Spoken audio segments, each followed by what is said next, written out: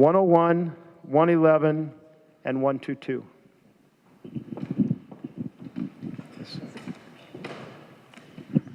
Hi, thanks for being here, Mr. Merkley.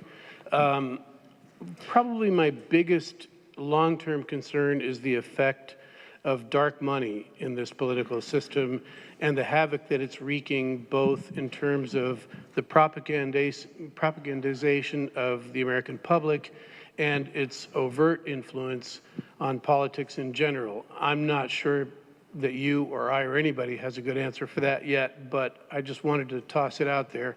My real question is, how can we most effectively, as voters and citizens, apply pressure? What issues do you think are the most salient?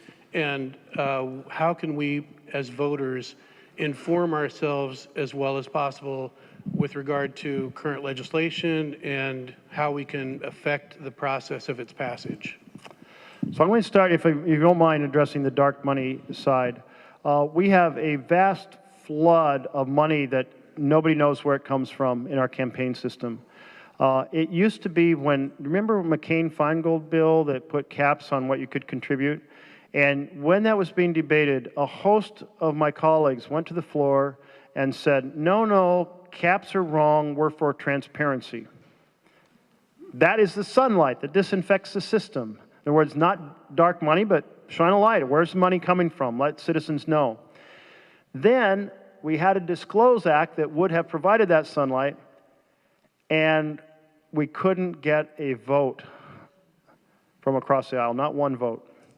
And what happened? Well, this is a story about the role of dark money being unleashed in 2014 on a vast scale, following the Citizens United decision, and it was really the 2014 election. The Koch brothers put $500 million or so into campaigns. They came after people all over the country, myself included. I put up an ad saying that out-of-state oil and coal billionaires have come to Oregon to elect my opponent because they share an agenda, and I listed 3 agenda items that they had both spoken to, and said, great investment for the Koch brothers, terrible choice for Oregon. And it was the only person in the country, I was the only person who put out an ad trying to say to citizens, here's why you're seeing all these horrific attack ads. And a month later, they left Oregon. And we have to have some way of taking down the front groups that they're using, the dark money groups are using, groups like Generation Opportunity, not Veterans for Peace, it has another name, Generation Opportunity. There's anyway, a whole series of wonderful sounding groups that are funded by dark money. Let's not just throw them out of Oregon. Let's find a way to throw them out of every state in the union and restore the vision of transparent election campaigning. So that's the goal. So the most direct fashion is a constitutional amendment that changes Citizens United. Very hard to achieve that. The second we can do without a constitutional amendment is full transparency.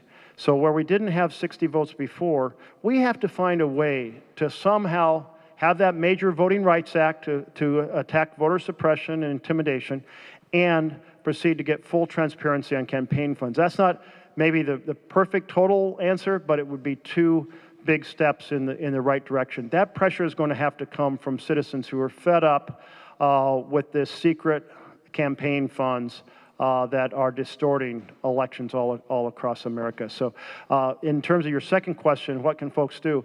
Well, any House or Senate member from the state of Oregon who disagrees with me, I hope you lobby them and change their mind. I know there is one who disagrees with me on this. But second, reach out through any social network you have to friends, family, connections in other states and say, here's the issue, we've got to clean up our democracy, please lobby your senators and your House members on this issue in this fashion.